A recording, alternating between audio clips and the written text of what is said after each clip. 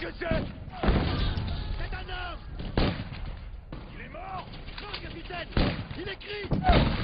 Répétez! Qu'est-ce qu'il est en train d'écrire? Il écrit dans un calepin!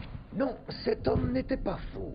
Il travaillait au milieu des sifflements de balles parce qu'il ne pouvait pas attendre. Le contenu de ce calepin était trop important pour remettre son écriture à plus tard. Il devait suivre ce que son esprit lui dictait. Il ne pouvait pas perdre une seule seconde. Qu'est-ce qui était si important pour qu'il risque ainsi sa vie?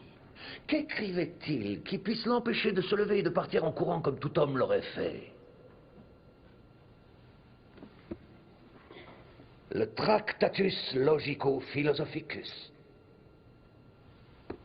C'est l'ouvrage philosophique majeur du XXe siècle. Ce soldat se nommait Ludwig Wittgenstein. Cet homme a établi les limites de la pensée. L'énigme qu'il tentait de résoudre était la suivante. Peut-on connaître la vérité? Au cours de l'histoire, tous les grands penseurs ont cherché une certitude, un énoncé que personne ne puisse réfuter, tel que 2 plus 2 font 4. Pour atteindre cette vérité, Wittgenstein s'est appuyé sur la logique mathématique. Quel meilleur moyen pour obtenir une certitude qu'un langage immuable libéré des passions humaines? Il a avancé lentement, progressant équation après équation d'une manière irréprochable jusqu'à atteindre une terrifiante conclusion.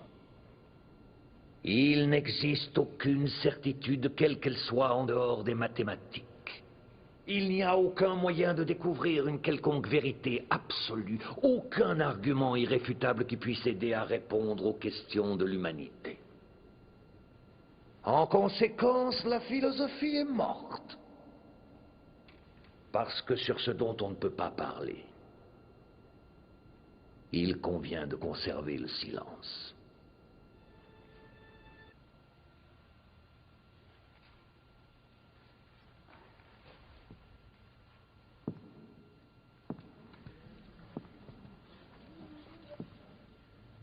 Oh, il semble que quelqu'un souhaite briser ce silence. Vous ne partagez donc pas l'opinion de Wittgenstein? Ce qui veut dire que soit vous avez trouvé une contradiction dans l'argumentation du Tractatus, soit vous avez une vérité absolue à partager avec nous. Je crois au nombre pi. Pardon, je ne vous ai pas compris. En quoi avez-vous dit croire? Au nombre pi, et aussi au nombre d'or, et à la suite de Fibonacci. La nature est par essence mathématique. Il y a un sens caché derrière la réalité. Les choses sont organisées d'après un modèle, elles suivent un plan, une suite logique. Même le plus petit flocon de neige est structuré suivant une base numérique. En conséquence, si nous parvenons à découvrir le sens secret des nombres, nous connaîtrons le sens secret de la réalité.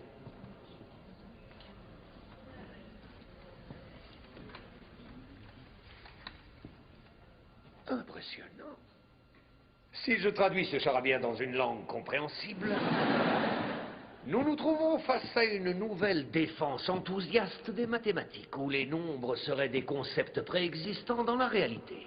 C'est une idée qui n'a rien de nouveau.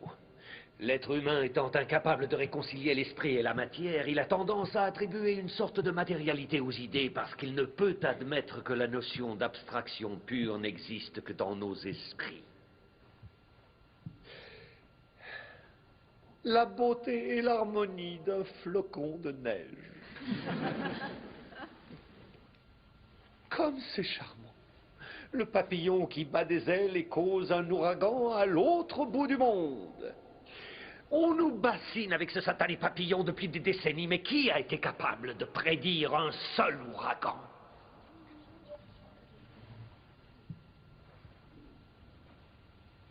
Personne!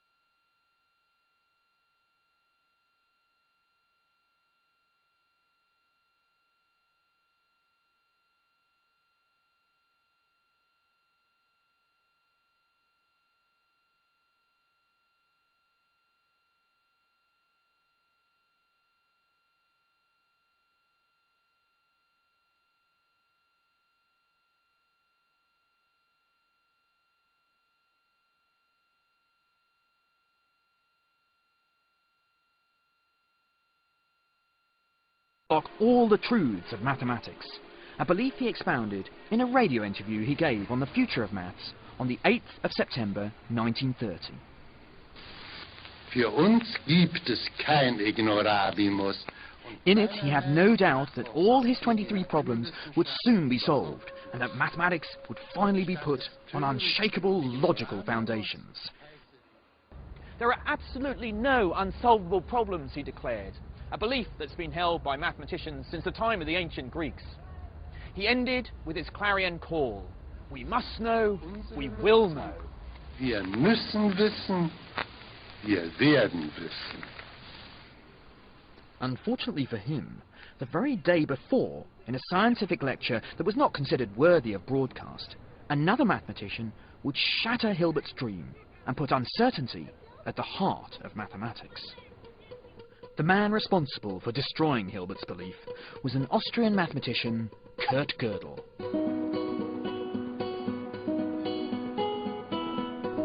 And it all started here, Vienna. Even his admirers, and there are a great many, admit that Kurt Gödel was a little odd. As a child, he was bright, sickly, and very strange. He couldn't stop asking questions, so much so that his family called him Herr Warum, Mr. Why. Gödel lived in Vienna in the 1920s and 1930s, between the fall of the Austro-Hungarian Empire and its annexation by the Nazis. It was a strange, chaotic and exciting time to be in the city. Gödel studied mathematics at Vienna University, but he spent most of his time in the cafes, the internet chat rooms of their time, where amongst games of backgammon and billiards, the real intellectual excitement was taking place, particularly amongst a highly influential group of philosophers and scientists called the Vienna Circle. In their discussions, Kurt Gödel would come up with an idea that would revolutionize mathematics. He'd set himself a difficult mathematical test. He wanted to solve Hilbert's second problem and find a logical foundation for all mathematics. But what he came up with surprised even him. All his efforts in mathematical logic not only couldn't provide the guarantee Hilbert wanted, instead, he proved the opposite. Got it. It's called the incompleteness theorem. Gödel proved that within any logical system for mathematics, there will be statements about numbers which are true, but which you cannot prove. He starts with the statement, this statement cannot be proved.